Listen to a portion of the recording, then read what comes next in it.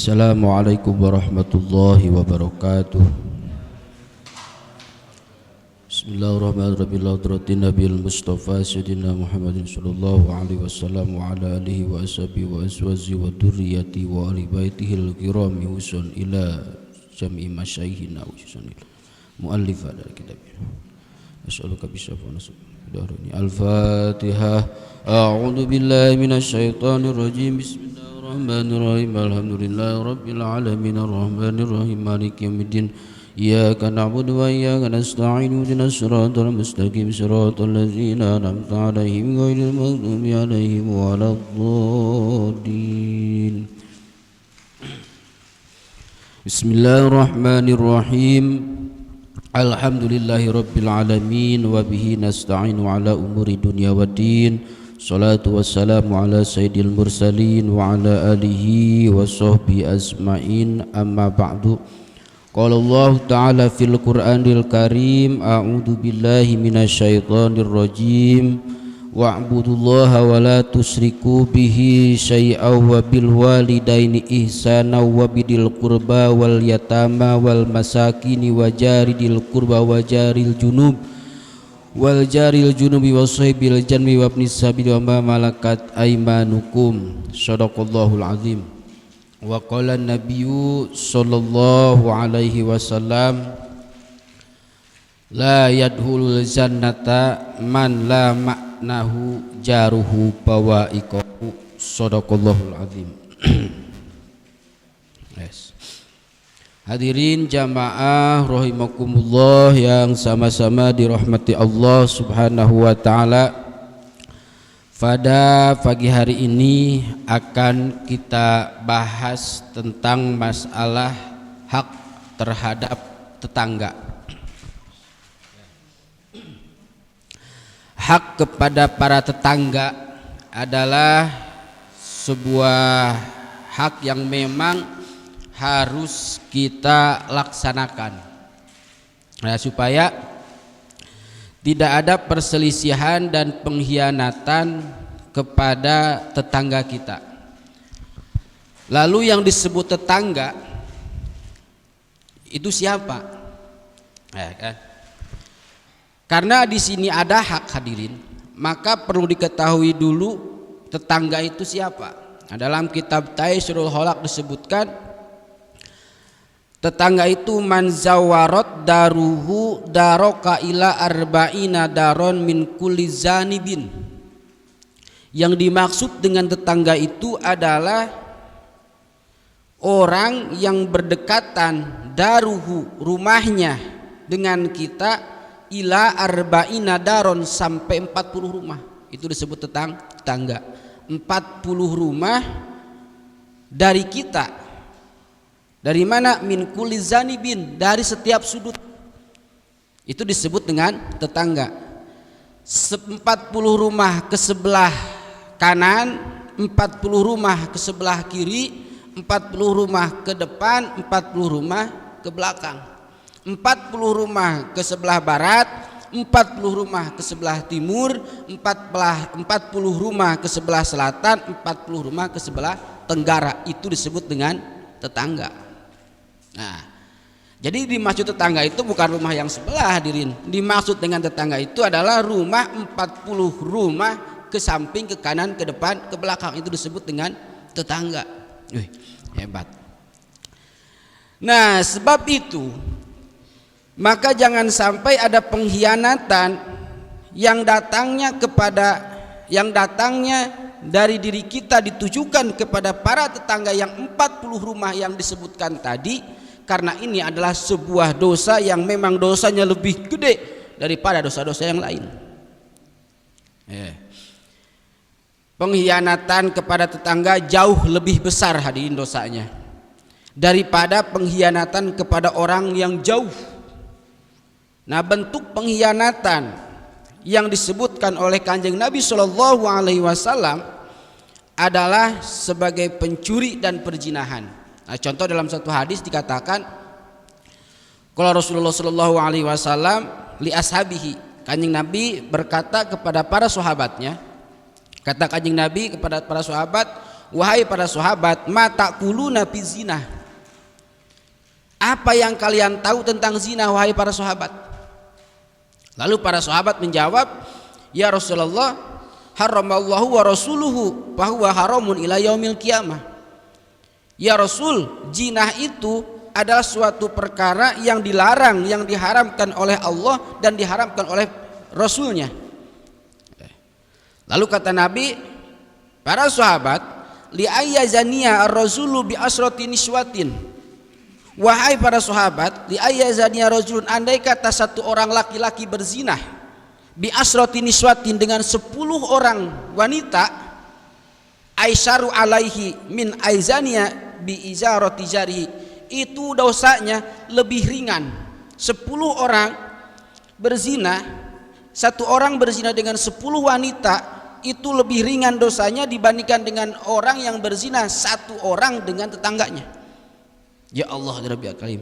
Dalam arti hadirin, bukan berarti zina ini adalah sebuah dosa yang ringan. Jelas zina adalah dosa besar. Tapi kalau dibandingkan satu orang laki-laki berzina dengan tetangganya yang 40 rumah tadi, satu orang, bandingkan dengan orang yang zina dengan 10 orang yang memang wanita jauh gitu kan dari rumah kita, maka dosanya kalau ditimbang dosanya gedean dosa orang yang berzina satu orang dengan tetangganya. Ya Allah Rabbi Karim. Nah, makanya disinilah ada beberapa hadis tentang masalah tetangga.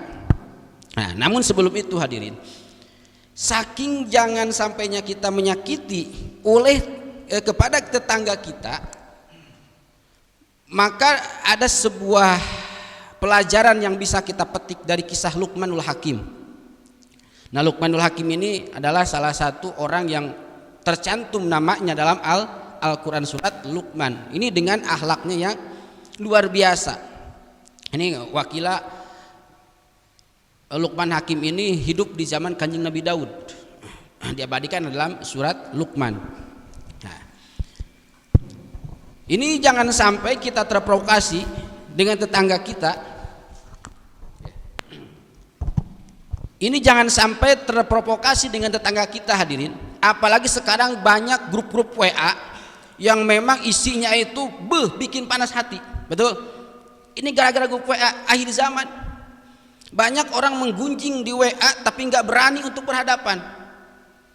Nah, ini sudah dikisahkan dan dicontohkan oleh Allah kepada Kanjeng Nabi Shallallahu Alaihi Wasallam. Bagaimana jahatnya Abu Lahab, bagaimana jahatnya Abu Jahal.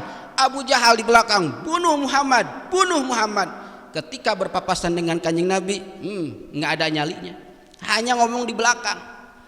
Di akhir zaman orang ngomong di bini. Ketika berhadapan nggak berani. Itu sudah dicontohkan di dalam kehidupan oleh Kanjeng Nabi kepada Abu Jahal. Ya Allah ya Rabbi Karim. Nah itu. Nah inilah hadirin, kita nggak pernah ketemu dengan tetangga yang 40, tapi ada grup WA yang memang ruang lingkupnya hanya di sekitaran kita, berarti masuk ke dalam tetangga, kategori tetangga. Ketika disakiti atau menyakiti, hati-hati. Ini bakal ada satu ancaman yang memang ancamannya berat yang dikatakan oleh Kanjeng Nabi tadi. Kita ambil contoh.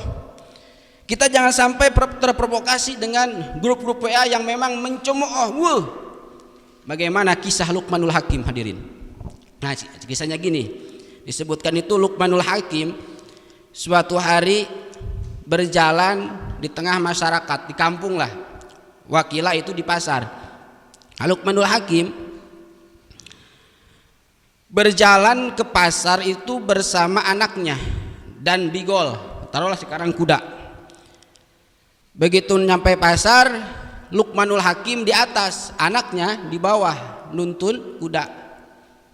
Ya, pasti orang-orang ngomong, itu Luqman gak punya pikiran, anak kok disuruh jalan, bapak suruh naik kuda.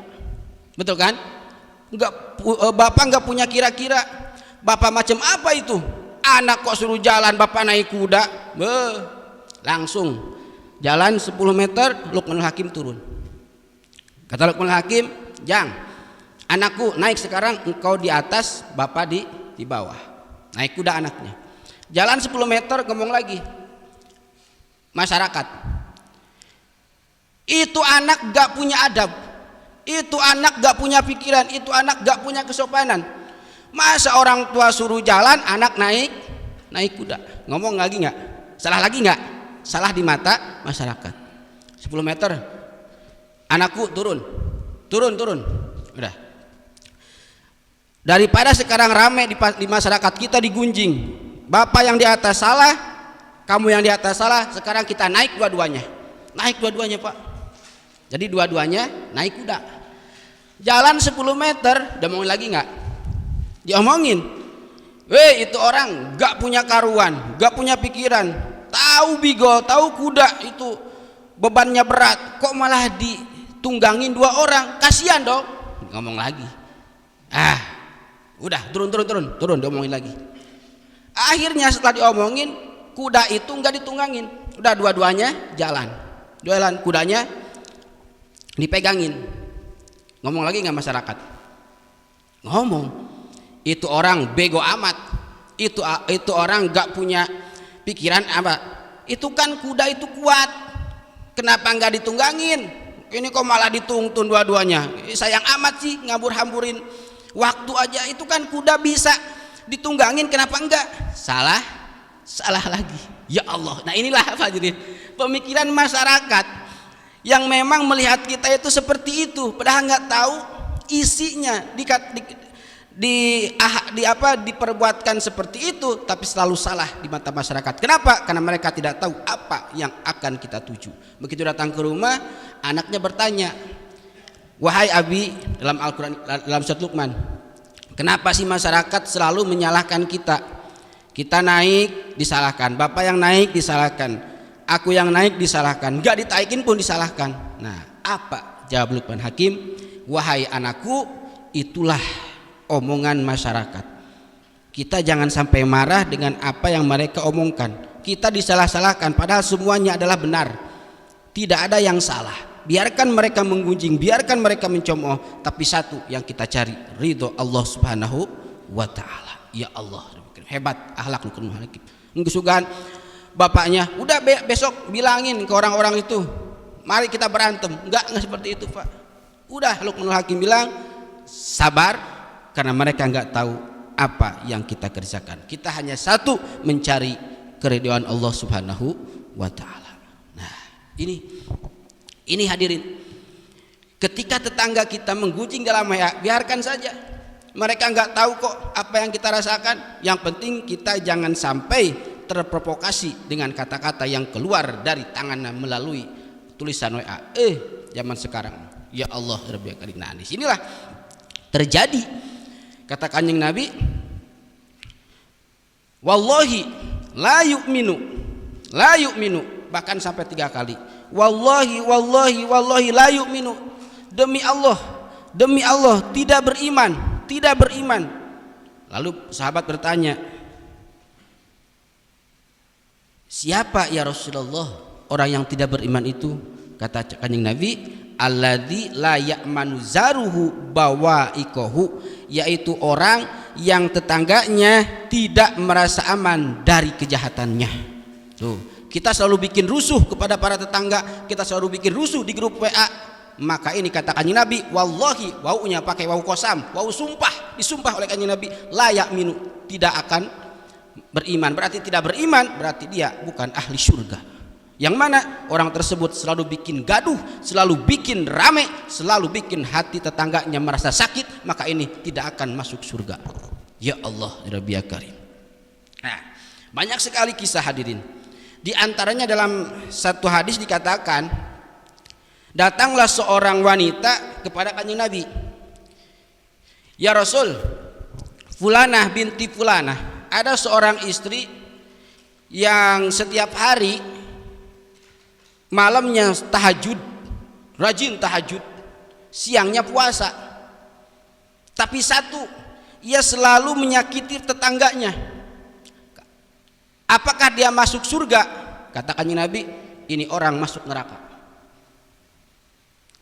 Ada lagi, ya Rasul, ada seorang wanita tahajudnya jarang, kadang sebulan juga sekali. puasa juga paling Ramadan nggak pernah melaksanakan sholat sunat, nggak pernah melakukan puasa sunat. Tapi aku merasa adem dengan orang itu, dia tidak pernah menyakiti para tetangganya, bahkan aku sendiri merasa nyaman dengan dia. Apakah ini ya Rasul? Katakannya Nabi, wanita ini surga. Orang yang tadi rajin melakukan sholat tahajud, qiyamul lail, siangnya berpuasa, tapi menyakiti tetangga, maka ini amalnya lebur, amalnya habis. Ada orang yang memang sholat sunat hanya sholat sunat paling semampunya, puasa juga jarang, paling puasa Ramadan, tapi selalu baik kepada tetangga, tidak pernah menyakiti kepada tetangga, maka katakannya Nabi, ini orang, ini wanita ahli surga. Ya Allah, ya Rabbi ya Karim. Hebat kan? Tuh, makanya hati-hati, kita punya tetangga jangan sampai kita menyakiti tetangga. Berat Pak. Hubungan dengan Allah itu gampang. Kita dosa gede, segede apapun dosa kita kepada Allah, kalau kita benar-benar minta ampunan, Allah terima tobatnya. Walaupun zabadul bahri bahasanya, walaupun dosa kita sebanyak buih di lautan, Allah pasti mengampuni. Tapi hati-hati, ketika kita punya dosa, menyakiti sekali aja, orang yang disakiti tidak pernah memberikan maaf kepada kita, hati-hati, ini bakal menjadi pelebur seluruh amal kebaikan kita. Na'udzubillahi min dalik. Lebih besar dosa kita kepada para tetangga. Nah, makanya di sini disebutkan walahu 'alaiha hukukun minha. Ada beberapa hak yang harus kita jalankan, laksanakan terhadap para tetangga kita, yang 40 ke belakang, 40 ke depan, 40 ke samping, 40 ke depan. Itu harus kita laksanakan haknya. Nah, diantaranya hak terhadap tetangga kita, satu, antabda'ahu bisalam. Hadirin, ketika kita bertemu maka awalilah dengan mengucapkan salam. Tuh, kita bertemu di jalan, ucapkan salam dengan tetangga. Kita mau masuk rumah tetangga kita, ucapkan salam. Ketemu di jalan, ucapkan salam. Siapa yang pertama kali mengucapkan salam, maka ialah mendapatkan pahala yang gede ketimbang orang yang menjawab. Kan kadang-kadang kan kita ketemu di jalan, klakson, titit gitu kan. Harusnya kan assalamualaikum, tapi nggak ada masalah.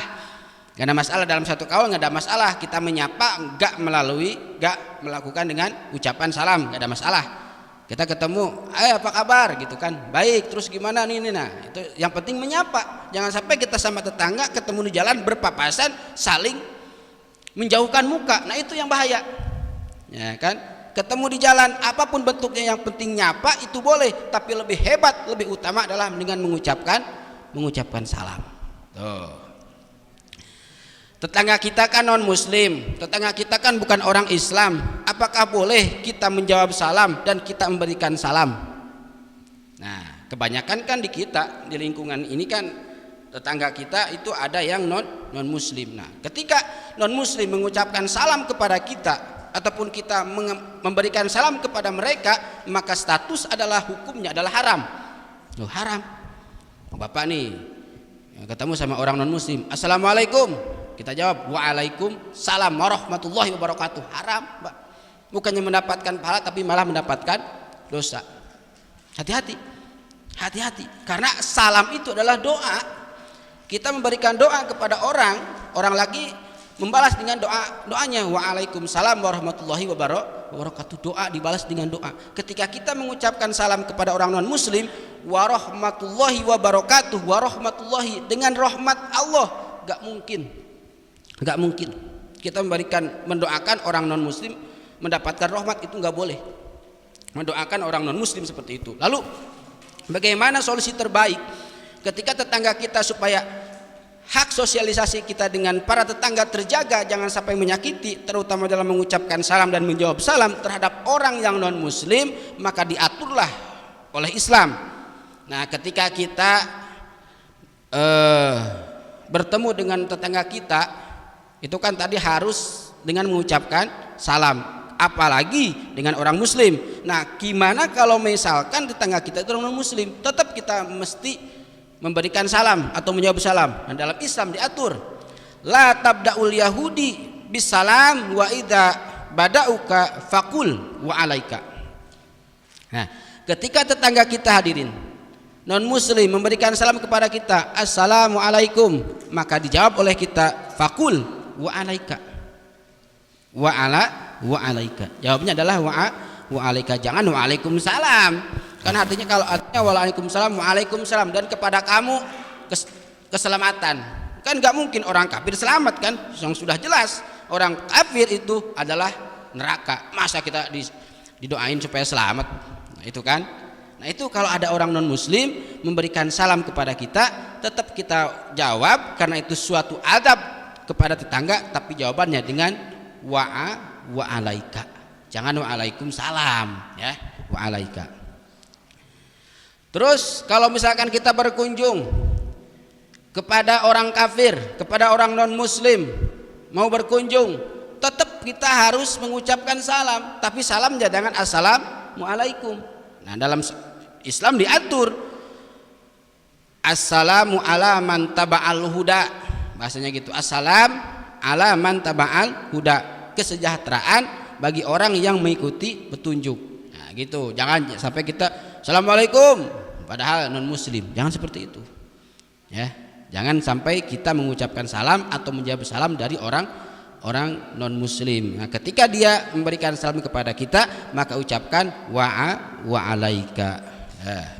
Ya, kalau kita mau berkunjung ke tempat dia, ucapkan selamat pagi atau selamat sore atau apalah, jangan sampai kita mengucapkan assalamualaikum. Nah, itu hukumnya menjadi haram.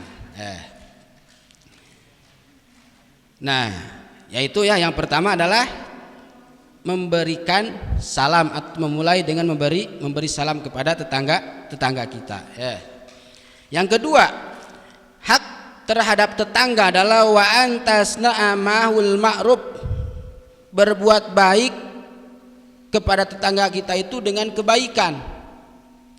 Apapun bentuknya kebaikan, apapun bentuknya, tetap kita harus berbuat ma'ruf kepada para tetangga kita. Nah, di sini ada kata ma'ruf, ada kata baik. Ma'ruf gak semuanya baik. Nah, contoh lagi nih, kita ngaji Quran Pak di rumah sampai jam 2 malam kenceng, itu pekerjaan Quran baik nggak? Membaca Quran baik kan? Tapi kencengnya ini mengganggu tetangga, berarti nggak ma'ruf kan? Pekerjaan baik tapi nggak ma'ruf ya kan? Membaca Qurannya baik tapi mengganggunya nggak baik, berarti nggak ma'ruf. Baca Quran Bapak jam 2 malam kenceng, apalagi pakai mic, orang-orang tidur. Nah, pekerjaannya bagus baca Quran tapi nggak ma'ruf. Nah, itu jadi harus kita berbuat baik kepada tetangga, apapun bentuknya. Tetangga kita adalah yang paling dekat ya. Yang ketiga, wa antukafi'ahu ala ma'rufihi idza bada'aka bihi. Wa antukafi'ahu, hak nomor 3 kepada tetangga itu, sesuaikanlah dalam melakukan kebaikan. Idza bada'aka bihi, jadi balaslah tetangga kita dengan kebaikan lagi. Kalau misalkan tetangga kita memberikan makanan, maka nanti kita pun harus membalasnya dengan memberi makanan lagi. Nah, itu maksudnya. Bapak punya tetangga Bapak itu ngasih gorengan, balas besok saya kasih wuduk. Nah, itu harus seperti itu, jadi harus dibalas dengan kebaikan. Jangan sampai Bapak mengharap kalau misalkan gak dibalas dengan kebaikan nanti akan timbul rasa toma. Contoh gini, Bapak punya tetangga baik, tiap hari ngirimin makanan terus, gak pernah Bapak balas, bikin makanan terus. Sampai suatu hari tetangga Bapak gak ngirim makanan. Kok tumben dia gak ngirim makanan? Nah, itu kan toma. Nah, makanya di Islam itu supaya kita jauh dari sifat toma, maka dibalaslah ketika tetangga kita memberikan makanan, maka kita pun harus membalasnya dengan memberikan makanan kembali. Ya Allah, hebat kan? Hebat. Nah, bahkan Kanjeng Nabi berpesan kepada Abidar, ya Abidar, wahai Abidar, idza tobahta marokotan, di mana-mana engkau memasak sayur, wahai Abidar, di mana-mana engkau masak sayur, faaksir ma'aha, banyakkanlah airnya. Oh, masak sayur, kata Kanjeng Nabi harus diperbanyak airnya. Wa ta'ad jironaka, setelah itu bagikan kepada tetanggamu. 40, kalau bisa 40 rumah sampai semua. Yang penting dagingnya sedikit, airnya banyak, nggak apa-apa. Yang penting tetangga itu bagian.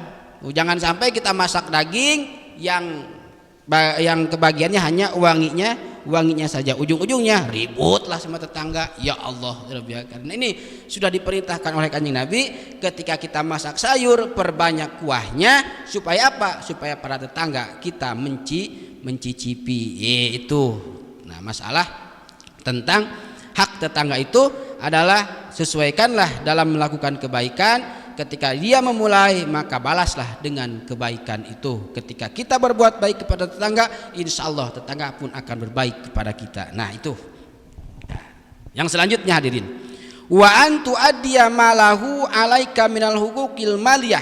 Hak tetangga itu adalah wa antu addiya, tunaikanlah malahu alaika minal huquqil maliyah, hak-hak tetangga terhadap hartanya. Kita punya utang ke tetangga. Ketika kita punya uang, maka seharusnya secepatnya kita bayar. Itu hak tetangga. Nah, kita kan kalau minjem uang nggak mungkin ke tetangga jauh dong, pasti ke tetangga yang paling dekat. Nah, ketika kita sudah dipinjamkan uang, itu hak kewajiban kita untuk wajib membayar kepada tetangga. Karena itu sebagian hak tetangga adalah memberikan hak hartanya yang sudah kita pinjam. Itu yang punya utang secepatnya kita bayar. Wa anta'uduhu idza marido, hak tetangga itu ketika tetangga sakit, idza marido. Wa anta'uduhu, ketika harus kita menjenguk ketika tetangga kita sakit. Dijenguk kalau tetangga sakit. Jadi ingat kisah Kanjeng Nabi. Jangan sampai kita sama tetangga nggak akur, sampai tetangga kita sakit pun kita nggak tahu. Bahkan dalam satu kisah disebutkan Kanjeng Nabi, Pak, mungkin sudah pada tahu, ketika berangkat ke masjid, pulang ke masjid selalu diludahin oleh orang Yahudi. Nah kan, diludahin setiap malam pulang dari masjid. Nah, suatu hari Kanjeng Nabi nggak ada yang meludahi. Lalu Nabi bertanya kepada orang di situ, kemanakah si Fulan? Oh ya Rasul, itu orang lagi sakit. Oh, pantesan udah 2 hari saya nggak merasakan dan mencicipi ludahnya si Fulan. Oh, sakit. Akhirnya Nabi menjenguk, ya kan? Kanjeng Nabi menjenguk. Begitu menjenguk, si Fulan yang selalu meludahi Kanjeng Nabi menangis. Ternyata Kanjeng Nabi adalah orang yang pertama kali menjenguk dia. Itu hebat kan? Nah, kalau kita pulang ke masjid, dicemooh ini ketika sakit, rasai lo, mampus lo, karma lo, gitu kan? Jangan sampai seperti itu. Nah, ada lagi kisah hadirin. Imam Ahmad bin Hanbal. Imam Ahmad bin Hanbal salah satu penggawa Madzhabul Arba'ah. Suatu hari ia lagi ngaji seperti kita nih, ngaji. Begitu lagi ngaji, ada satu orang tetangganya sendiri yang memang gak suka dengan Imam Ahmad bin Hanbal, gak suka padahal tetangganya. Sampai-sampai pengajiannya dicemooh, jangan ngaji ke sana, dia nggak benar, jangan ngaji ke sono, nggak usah berangkat, mending di rumah nonton TV, nonton HP, bikin WA, bikin grup, bikin rame situ daripada ngaji. Orang-orang tetap ngaji karena melihat Imam bin Hanbal adalah ulama besar. Dihalang-halangi pun nggak bisa. Ini orang ketika orang mau berangkat ke majelis selalu dihalangi. Kemana? Ngaji ke sono. Jangan ngaji, mending pulang. Nah, ini mau kemana? Mau ngaji. Jangan ngaji. Nih saya kasih duit, mending sono. beli HP. Oh gitu bahasanya. Sampai seperti itu hadirin. Nah, suatu hari karena sudah tidak bisa dicegah lagi itu orang ngaji terus setiap hari ngaji rame-rame. Nih kata ini orang supaya ini nggak nyaman jamaahnya, saya bikin rusuh. Nah bikin rusuh lah. Lagi pengajian kayak gini, ini orang memukul tiang-tiang majelis pak, memukul tiang majelis, cuger, bikin gaduh supaya pengajiannya bubar, cuger. Imam bin Hanbal langsung terus aja baca kitab ngaji seperti biasa, nggak digubris, biarin, ntar juga capek sendiri. Ya. Hari kedua seperti itu, ketika akan ada pengajian selalu dicegah, datanglah ke pengajian langsung seperti biasa, cuger. Teruslah berjalan seperti itu. Berapa tahun? Selama 10 tahun. Kuat Imam bin Hanbal 10 tahun. Nah pas di hari itu nggak ada yang pukul-pukul tiang. Sehari 2 hari kok nggak ada. Akhirnya Imam bin Hanbal bertanya dong kepada jamaahnya, wahai santriku, kemana itu orang yang biasa setiap hari selalu memukul tiang? Nah Imam bin Hanbal bertanya dengan heran karena seperti biasa sudah ada, tapi di malam ini nggak ada, udah 2 hari. Adalah santrinya ngomong, wahai guruku, ternyata ini orang itu di penjara. Hah, di penjara? Nah begitu kata Imam bin Hanbal, mendengar di penjara akhirnya tutup, wallahu a'lam bishawab, tutup, kita berangkat. Kalau sekarang mungkin ke kantor polisi, kalau zaman dulu zaman khalifah. Nah berangkatlah, datang langsung ke kepemimpinan khalifah. Kalau zaman sekarang presiden, langsung ke presiden. Malam itu juga sekitar jam 11 berangkat ke sana. Datanglah ke kantor. Di kantor disambut, ada ulama gede, ada ulama besar bernama Imam Ahmad bin Hanbal. Wah disambut luar biasa, bahkan oleh raja disambut, dipeluk. Ada apa sampean datang ke sini tanpa diundang? Ketika engkau diundang selalu gak mau. Jadi catatan Pak, ketika Ahmad bin Hanbal diundang oleh negara, kenegaraan baik acara apapun termasuk ngeriung bahasanya, itu gak pernah mau. Segede apapun acara, dikasih duit berapapun, ketika negara yang mengundang, Ahmad bin Hanbal gak pernah berangkat. Nah begitu malam itu kaget dong orang-orang raja di kerajaan, sekelas Imam bin Hanbal tanpa diundang datang sendiri, ketika diundang susah, ini ada apa? Nah kaget, Pak dijamu biasa. Kata Ahmad bin Hanbal, wahai raja, saya kesini itu pengen membebaskan tetanggaku. Lah tetangga yang mana? Tuh si Anu, rumahnya dari saya hanya 10 rumah dari tempat ngaji saya. Wah emang kenapa? Gini. Wah malam hari ini bebaskan. Karena menghargai ulama besar, akhirnya raja membebaskan itu orang, dibebaskan. Begitu dibebaskan dari penjara, ternyata hadirin apa yang terjadi? Orang itu langsung memeluk Imam bin Hanbal, meminta maaf selama 10 tahun aku selalu mengganggu pengajiannya. Minta maaf. Ya Allah, nah ini hadirin, Imam bin Hanbal marah enggak ketika mendengar dia di penjara? Enggak marah, justru yang ada akan membebaskan orang yang selalu mengganggu. Beda dengan kita ada mencela pengajian, langsung kita marah. Jangan sampai seperti itu. Tapi ingat, kita nggak suka ngaji, ke pengajian males. Usahakan kita cinta kepada orang yang suka ngaji. Itu martabat kita. Kita ngaji nggak mau, ngaji males, minimal kita cinta kepada orang yang suka ngaji. Kita nggak suka kepada orang yang suka ngaji, minimal jangan pernah mencemooh pengajian. Itu tanda celaka hadirin. Kita ngaji nggak pernah, mencintai orang yang suka ngaji pun nggak pernah. Bahkan kita mencela pengajian, ini menjadi ahli neraka dalam kata Kanjeng Nabi. Tingkatan kita orang yang ngaji itu adalah martabatnya tinggi di depan Allah. Tapi martabat yang paling rendah, martabat yang dihinakan oleh Kanjeng Nabi adalah orang-orang yang selalu mencemooh pengajian. Supaya kita selamat dari cemoohan ini yang dikatakan oleh Kanjeng Nabi masuk neraka, minimal satu, kita kalau nggak bisa ngaji,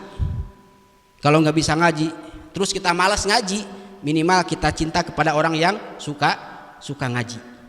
Kalau kita gak bisa mencintai orang yang suka ngaji, udah kita diem, jangan berbanyak bicara, apalagi sampai mencemooh pengajian.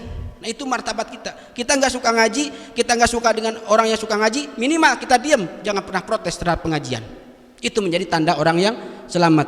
Yang celaka udah mah nggak pernah ngaji, nggak suka ngaji, mencemooh pengajian, wah udah lunar, katakannya Nabi, celaka, wajib bertobat. Ya Allah, Rabbi Karim. Imam bin Hanbal menceritakan dalam satu kitabnya bagaimana orang yang selalu menjaga kehormatan pengajiannya tanpa sedetik apapun ia mundur demi pengajian untuk li kalimatillah tanpa dibayar. Tapi ada orang yang selalu mengganggu pengajiannya supaya bubar, tetap Imam bin Hanbal sabar. Bahkan suatu saat orang tersebut bakal mendapatkan celaka. Apa buktinya?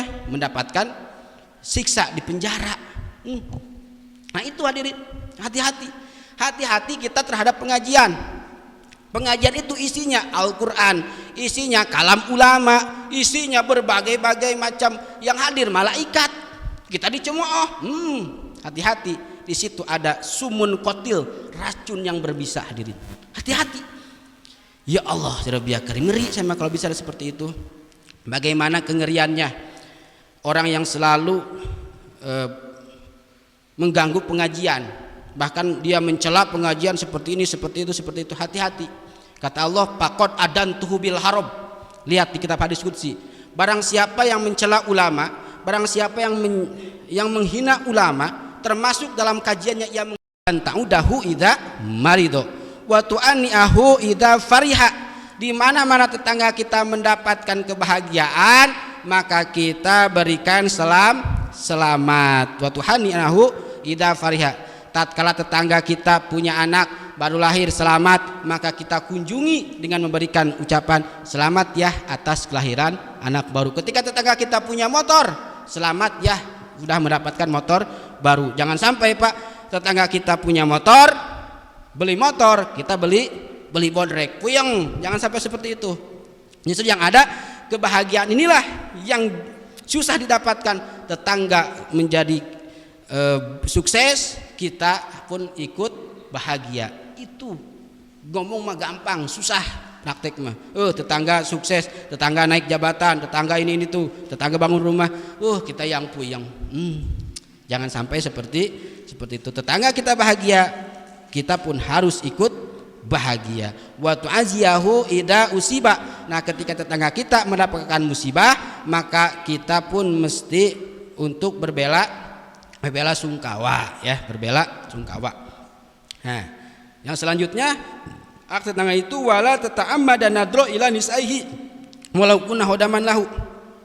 Ketika kita bertamu hadirin ke tetangga kita, ini usahakan jangan sampai kita melihat istri tetangga kita, jangan sampai lama, apalagi timbul hasrat mencintai. Nah ini bahaya.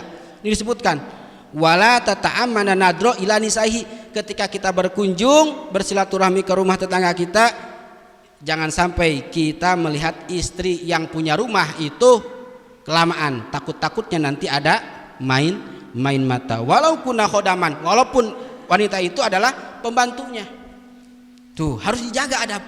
Makanya Pak, kalau Bapak punya tamu, usahakan istri itu ya silahkanlah untuk memberikan minum kan, melayani. Udah, ini minumnya, ini makanannya. Udah balik masuk lagi ke dalam.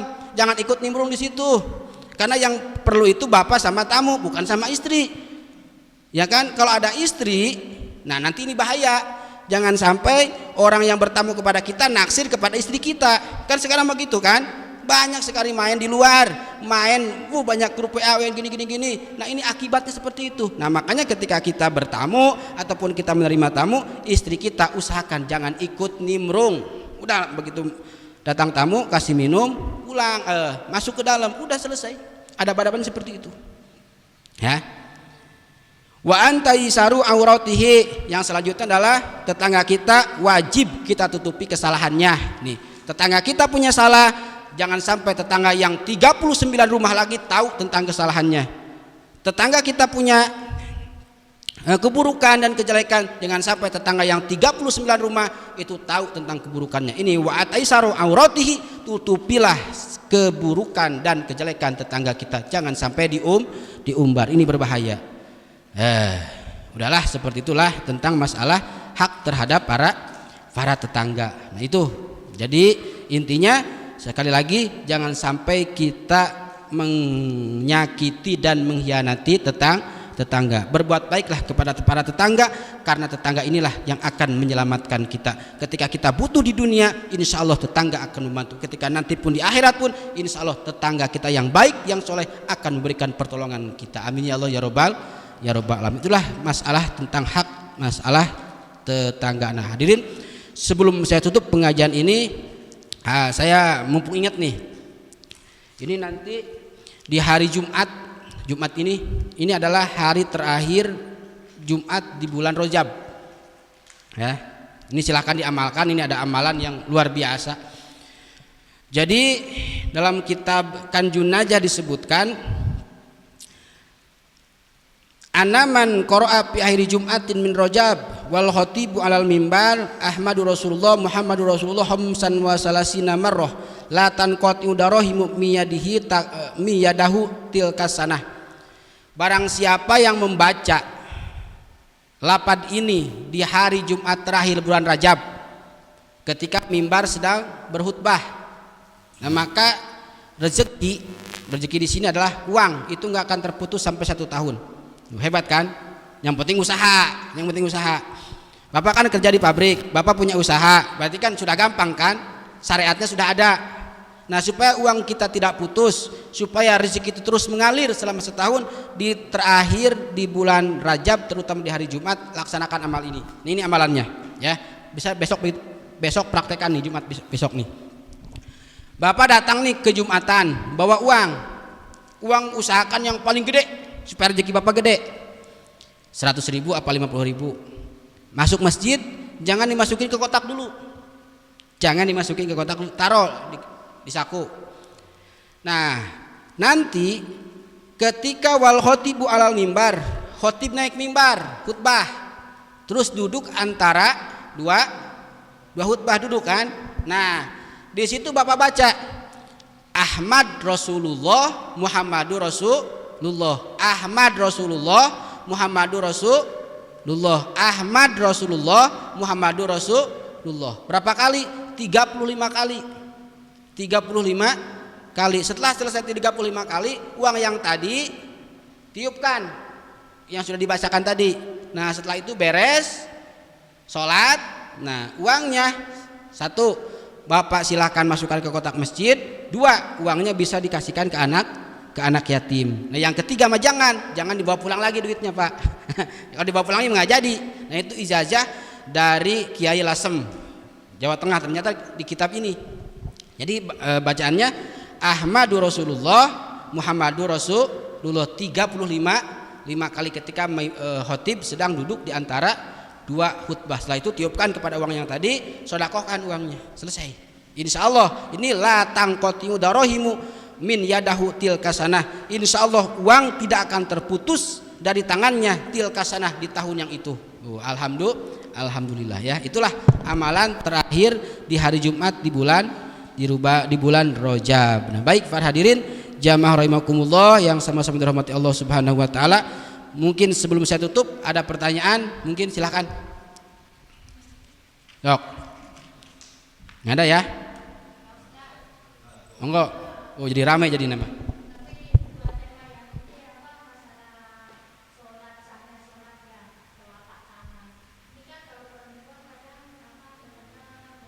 Coba diulang Bu, saya kurang mendengar ini. Coba diulang. Ini masalah sahnya sholat. Telapak tangan kan termasuk sahnya sholat tidak sholat. Orang tua ini panjang makanannya. Nah, kadang tidak sengaja itu tertimpa telapak ini. Jadi sah enggak gitu.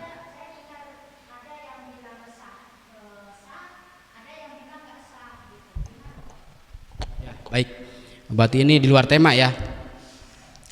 Jadi kalau mau kena kepanjangan telapak tangan apa telapak kaki, Bu? Nah, kalau telapak tangan itu kalau kena mukena itu disebutnya adalah mahmul, barang yang dibawa dalam sholat. Berarti ketika kita sujud, si tangan ini nempel ke apa itu, ke kain mukena yang panjang, itu sah itu tidak sah sholatnya. Karena posisinya itu si tangan itu ketika digerakkan ikut gerak, berarti mahmul, barang yang dibawa dalam sholat, berarti tidak sah. Seperti itu. Nah, kecuali kalau memang si kain, misalkan ibu nih lagi sholat nih, sholat, nah ketika berdiri di depan sejadah ada kain yang panjang, tapi ibu nggak ikut sholat, kain panjang itu di rakaat pertama nggak ada, tapi rakaat kedua ada, ujug-ujug anak naruh di situ, naruh baju di situ, terus ibu sujud di situ tangannya, nah itu sah karena nggak dibawa dalam sholat. Paham ya? Nah karena mukena ini ikut dalam sholat ke atas kan, ibu naik ke atas, mukena ikut ke atas, ibu ruku, mukena ikut ruku. Nah ketika sujud, karena ini telapak tangan adalah salah satu anggota sujud yang 7, ketika di situ tertimpa ke tangan ibu, maka itu tidak sah. Ya, udah, monggo silakan. Ada lagi? Monggo Pak Bandang.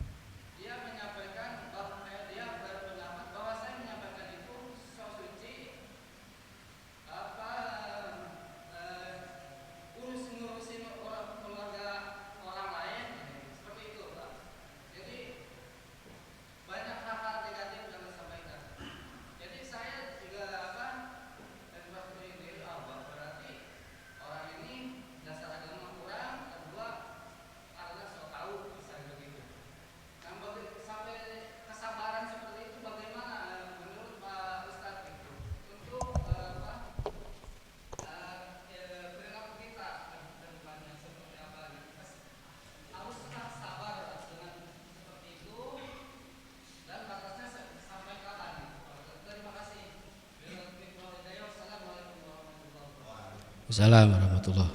Ya baik, ini kalau dinasihati sudah tidak mempan, terus dalam hal agama pun sok tahu, terus mencela.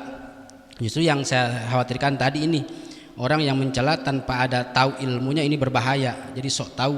Nah terus kita sebagai yang dicela misalkan udah gini nggak pernah, itu apakah kita harus sabar? Kan bahasanya sabar itu mesti ada batasnya. Kata siapa? Sabar itu nggak ada batasnya, Pak.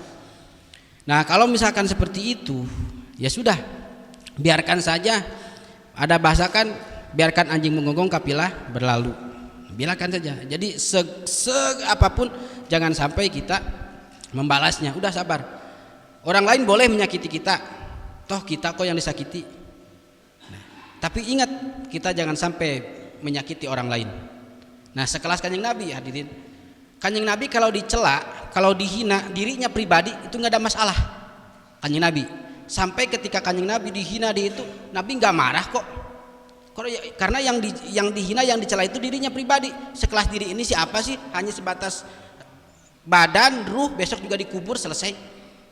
Tapi ingat, ketika Kanjeng Nabi sudah ngomong masalah agama nih dibawa-bawa, bahkan agama dihinakan, siapa yang pertama maju? Kanjeng Nabi maju. Buktinya apa? Setiap ada perperangan, Kanjeng Nabi selalu di depan. Karena apa ini? Memperjuangkan agama Allah. Nah artinya gini, ketika kita dicela diri kita nih, gimana, nggak ada masalah. Kalau diri kita itu cuma semua gerak Gusti Allah. Tapi kalau sudah agama sudah dicela, ini hati-hati. Kanjeng Nabi pun yang pertama kali maju di medan laga. Nah, seperti itu. Jadi intinya ketika ada orang yang gini kepada kita, jangan pernah kita membalasnya, ataupun jangan sampai kita pernah menyakiti. Nanti juga tadi satu, mungkin pakot adantu bil harab, Allah sendiri akan memerangi. Yang kedua, mungkin nanti dia akan sadar dengan kesabaran kita. Seperti itu.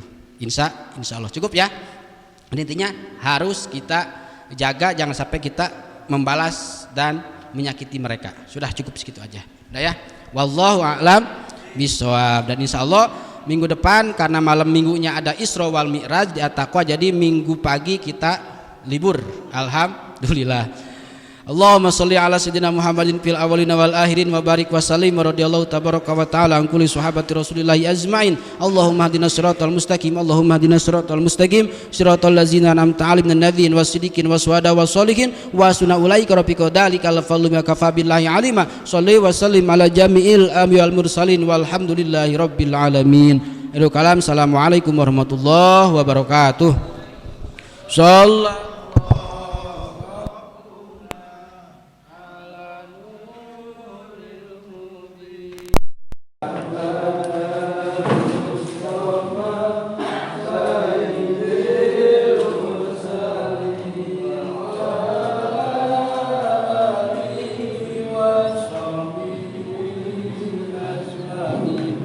sallallahu rabbuna ala nuril